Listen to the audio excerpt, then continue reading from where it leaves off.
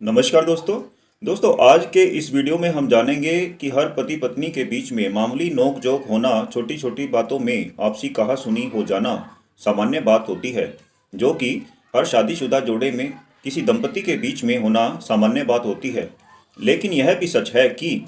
जब किसी का नया शादी विवाह होता है, तो क्योंकि दोनों पक्षों का पारिवारिक बैकग्राउंड,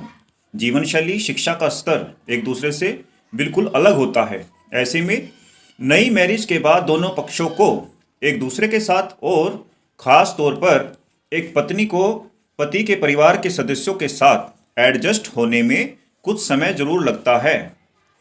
लेकिन यह समय कितना होगा कुछ नहीं कहा जा सकता है, क्योंकि यह भी देखने में आता है कि कुछ महिलाएं मानसिक रूप से बहुत सेंसिटिव होती हैं, बहुत ज़्यादा संवेदनशील होती हैं, भावुक होती हैं, जिसके चलते कुछ महिलाएं अपने ससुराल के लोगों से और कुछ महिलाएं अपने हस्बैंड से, अपने पति से भी एडजस्ट नहीं कर पाती हैं। दोस्तों, ऐसे मामलों में रोज रोज के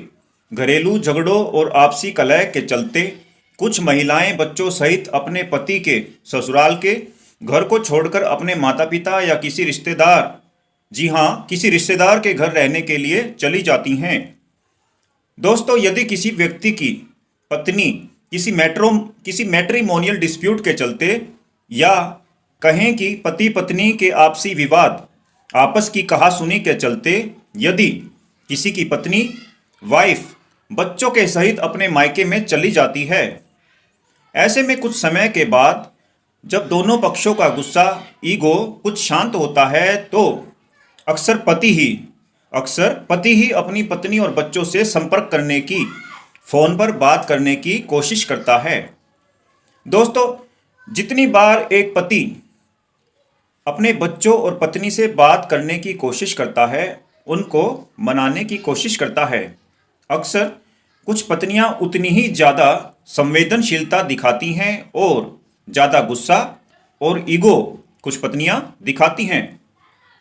कुछ पत्नियां तो इतनी ज़्यादा ईगो और गुस्सा दिखाती हैं कि अपने पति का और ससुराल पक्ष के लोगों के मोबाइल नंबर भी ब्लॉक कर देती हैं, जिसके कारण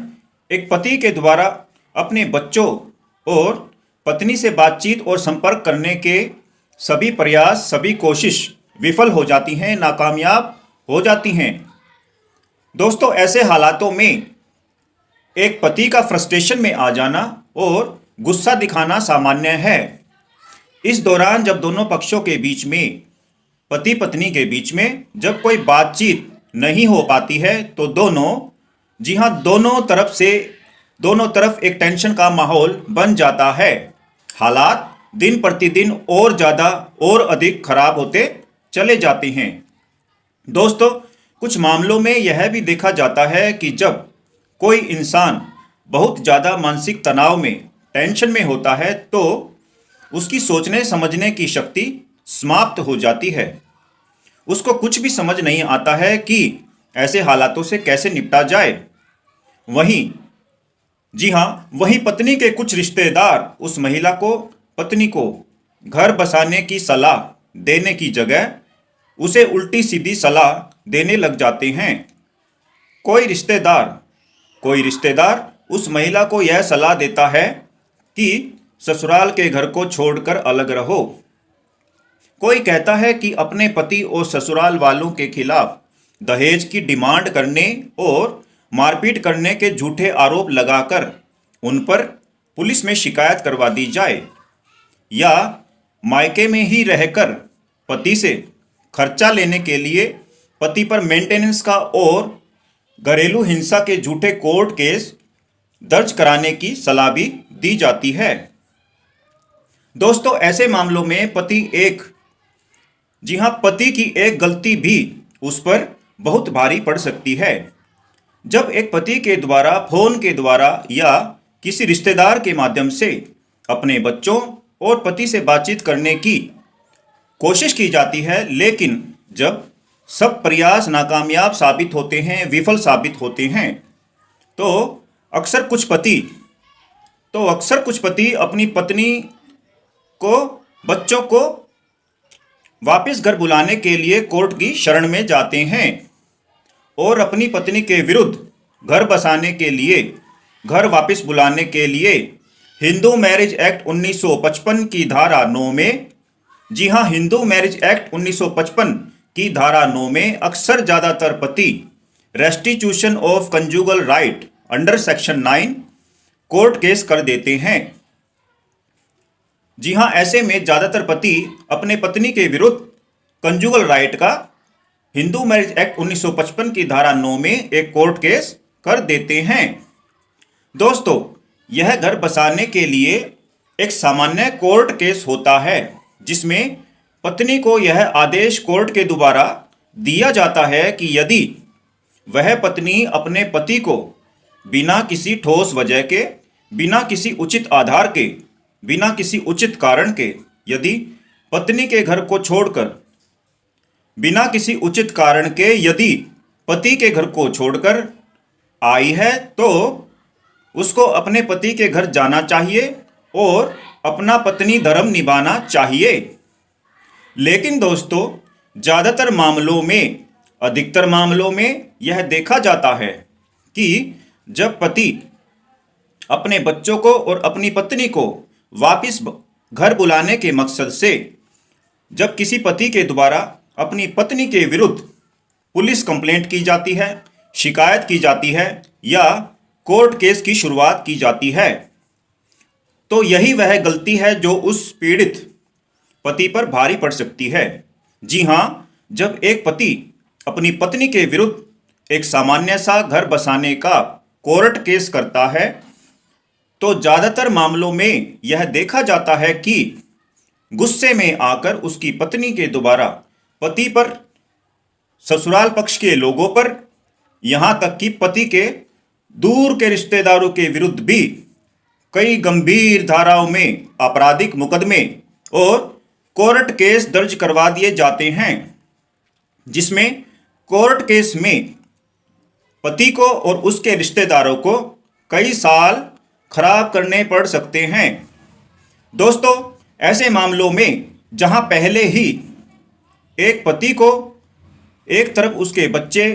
उसकी पत्नी उसको छोड़कर जा चुके होते हैं, वहीं ज़्यादातर मामलों में, अधिकतर मामलों में यह भी देखा जाता है कि जब एक पति, जी हाँ, जब एक पति पर उसकी पत्नी के द्वारा कोर्ट केस करवा दिए जाते हैं तो ऐसे मामलों में पुलिस कार्रवाई से बचने के लिए और कोर्ट केस से बचने के लिए पति के माता पिता भी उसको और उसकी पत्नी को अपनी चल अचल संपत्ति से, प्रॉपर्टी से बेदखल कर देते हैं। जी हाँ, ज़्यादातर मामलों में यह देखा जाता है कि पति के माता पिता और रिश्तेदार भी उसका साथ छोड़ देते हैं।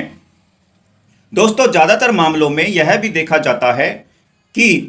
कुछ पति मानसिक परेशानियों के चलते, टेंशन के चलते अपने काम धंधे,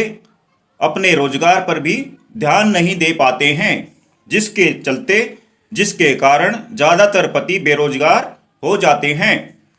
दोस्तों, मैट्रिमोनियल डिस्प्यूट के चलते जहां पति पत्नी परेशान होते हैं, वहीं सबसे ज़्यादा प्रभावित बच्चे होते हैं, जिनकी तरफ किसी का भी ध्यान नहीं जाता है। एक तरफ बच्चों को मानसिक परेशानी होती है, वहीं बच्चों की पढ़ाई लिखाई, स्कूल एजुकेशन भी बुरी तरह से प्रभावित होती है। कुछ पति नशा भी करने लग जाते हैं, शराब पीने लगते हैं। दोस्तों, यह सब बर्बादी के रास्ते हैं। आपको ऐसे मामलों में आपको और भी अधिक मानसिक रूप से मजबूत होने की जरूरत होती है।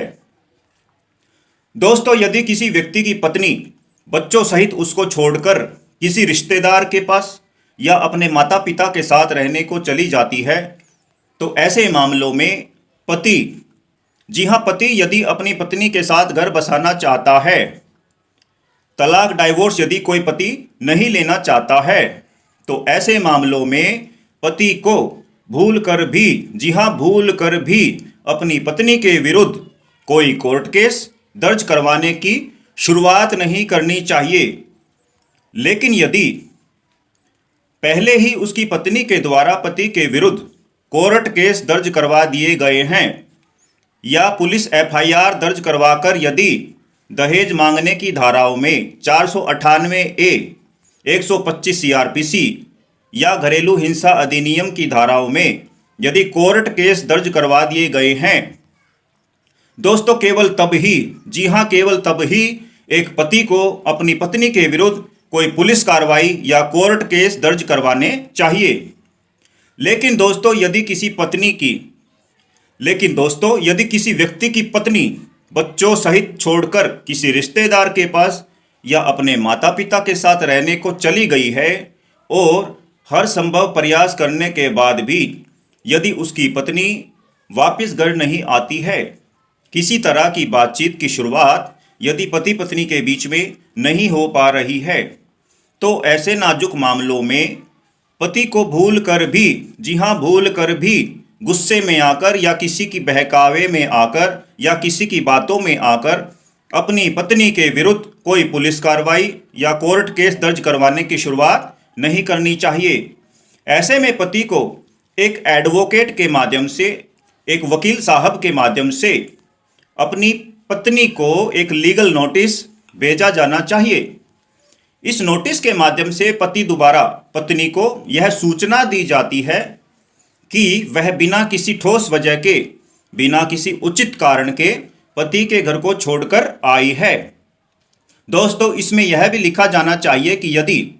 पति ने पत्नी की शिक्षा में, एजुकेशन में, पढ़ाई लिखाई में यदि कोई सहयोग किया है या कोई अन्य सुख सुविधाएं भी उपलब्ध करवाई गई थी, इसमें यह भी लिखा जाना चाहिए, जी हाँ, लीगल नोटिस में यह भी लिखा जाना चाहिए कि पत्नी के ऐसे व्यवहार के कारण, ऐसे एटीट्यूड के कारण बच्चों की पढ़ाई लिखाई और स्कूल एजुकेशन भी प्रभावित हो रही है। दोस्तों, लीगल नोटिस में पति के द्वारा यह भी बताया जाना चाहिए कि वह अपनी पत्नी को रखने को तैयार है। इस लीगल नोटिस को भेजने का मकसद पत्नी की मंशा को, इंटेंशन को जानना होता है। यदि पत्नी घर बसाने में इच्छुक होगी तो वह अक्सर पति के घर वापस आ जाती है। लेकिन यदि पत्नी पति के घर आने को तैयार नहीं है तो भी उसके लीगल नोटिस के जवाब से यह स्पष्ट हो जाता है, क्लियर हो जाता है। ऐसे में दोस्तों, लीगल नोटिस के माध्यम से पति के द्वारा पत्नी को सूचना भेजना एक समझदारी वाला काम होता है, जिसमें पुलिस कार्यवाही या कोर्ट केस की बजाय खर्चा भी बहुत कम और नाम मात्र ही आता है। लेकिन यह लीगल नोटिस एक नाराज पत्नी से बातचीत करने के लिए, पत्नी की मंशा को, इंटेंशन को जानने के लिए, जी हाँ, उसकी इंटेंशन को जानने में बहुत मददगार, बहुत हेल्पफुल साबित हो सकता है। दोस्तों, लीगल नोटिस पति से गुस्से में नाराज होकर जो पत्नी बिना किसी उचित कारण के अपने माता पिता के पास या किसी रिश्तेदार के पास रहने के लिए चली गई है, उससे बातचीत की शुरुआत करने का यह रामबाण कानूनी उपाय साबित होता है। दोस्तों, कानून की जानकारी वाले ऐसे ही वीडियोस पाने के लिए आपसे अनुरोध है कि आप कानून टुडे सुपरफास्ट को सब्सक्राइब करें। धन्यवाद।